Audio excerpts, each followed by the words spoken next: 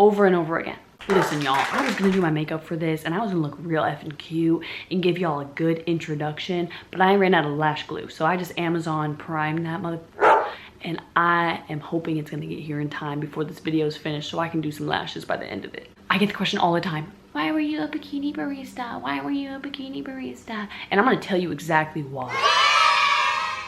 To be honest with y'all, when you hit rock bottom, you'll do anything for money. When you're at the bottom of the fucking barrel, you'll dig your way out, okay? And that's exactly where the story begins. Me and my family had a falling out, okay? We were not doing so well, not doing so hot. I wanted more freedom. They said no. COVID was happening, so they were very scared about COVID. I was an 18-year-old freaky girl wanting to experience life. I had really bad anxious attachment style. I was really down bad over a man and having issues, and it caused me to really spiral. With COVID and with everything else, I wasn't doing well. Mama was not doing well. One of my girlfriends is like, be a bikini barista, you'll have so much fun, you'll make so much money. I'm literally going home with like 500 bucks in tips, like you need to do this. And I'm like, you know what? I love my body. I've never been a modest girl, okay? I've always could be in a bikini in front of anybody and I never gave a hell. I was always into the thong bikinis. I was always into little strings, always, never an issue. So I said, this job is literally perfect for me. I get the job. Oh my God, I am having so much fun. I'm just wearing actual bathing suits. I'm noticing a lot of other girls are like in like pasties and they're like tiny little things, but I'm like, that's not my vibe. I'm gonna keep vibing this out. I keep it a secret. I don't tell anyone. I tell like 2 of my friends and the rest is a secret, okay? I instantly get enough money to buy a place. I get my first place, okay? You know what? We were hanging out in the wrong crowd. When you're surrounded by a bunch of convicts and people just got out of rehab who are all like 30 plus, 18, 19 years old, it was bad. I was not doing nothing. Okay, I was not doing drugs. Fun fact, I was smoking weed, but that was it. I was not doing other drugs, and I was not hooking up with nobody. I think I hooked up with one of my exes once, okay? Because me and my boyfriend had broken up, so I was emo, hooked up with one of my exes once. And he gets mad at me every time I tell a story about this man.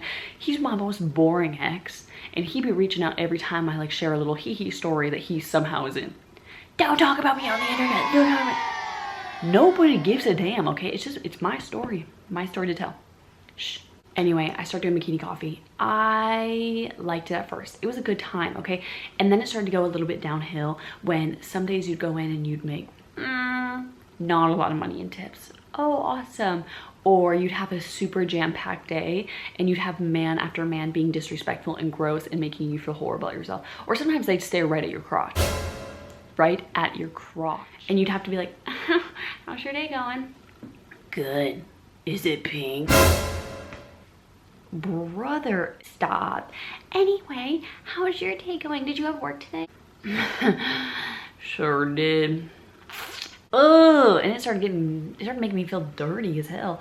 Or like guys would come through as like grandfathers and be like, good, you look just like my granddaughter. How funny is that?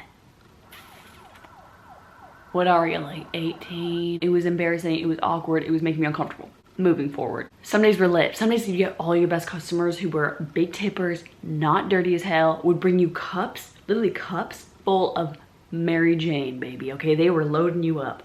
And I felt like I was living the high life, you know, my tiny little gutter apartment where homeless people were sleeping in my garbage can and, you know, running around screaming in the area. It was not a good area, but you know what? I was having a good time. I was with my girls every day. I was living it up. Soon I said, this is not what I was made for. I know in my heart, I know it in my soul, I know it deep inside my crevice. I am meant to do something to entertain. I'm meant to entertain and not in a way where I'm shaking ass on stage, okay? And I was like, this is just not made for me. I go, you know what? I'm gonna make a TikTok video. I'm gonna keep this a secret, okay? But I'm gonna make one TikTok video, expose my secret to the world. Like anyone give a shit. In my heart, I was like, oh, I'm embarrassed. I don't want anyone to know what I'm doing. So I started calling it Bikini Barista because I was embarrassed, okay? And I wanted to change the name to make myself feel better, okay? I knew it meant the same exact thing, but I just needed to make myself feel better. I didn't want to say I was a bikini barista anymore because they don't have a good look. Okay, it's not a good look. It's not like a fun thing. When you tell someone you're a bikini barista, they go, oh, because they basically think you're popping coochie. They think you're in that stand riding it out, okay, right? Over and over again, okay? And I was a good effing girl. One video, and if it does well, I will make another one and see how it goes. But after a month, if this is not where I'm meant to be, the universe will tell me. So I go, okay, I make my first video. Enter the clip right now. Boom. Then I'm gonna put a shotgun in my mouth and blow the brains out of the back of my head. Cool. Boom. Instantly. 6 million views in like a day or two. I am freaking out. All my friends are now texting me be like, holy shit, you're a bikini barista.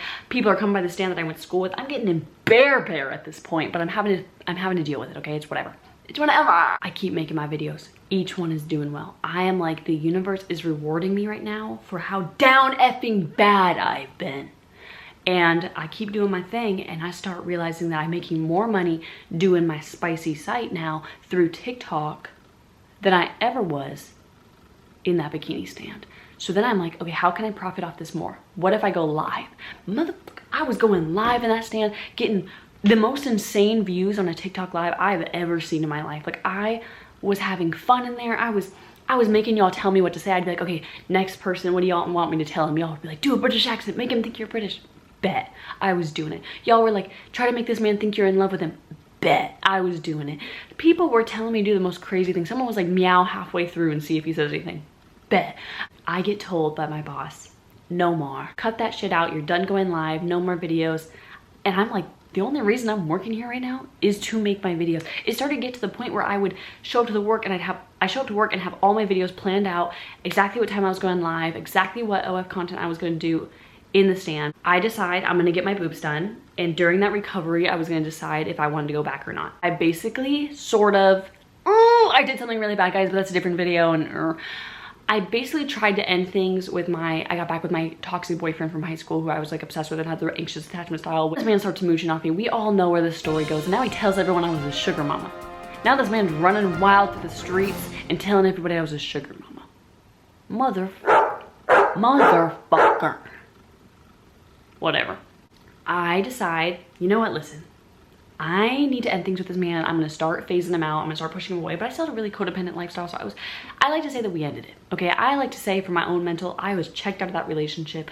I was gonna leave my job, get my tits done, get my effing tits done. I changed my life in a week. In a week, I woke up and said, this is not me anymore. This is me from here on out, and that is my old life.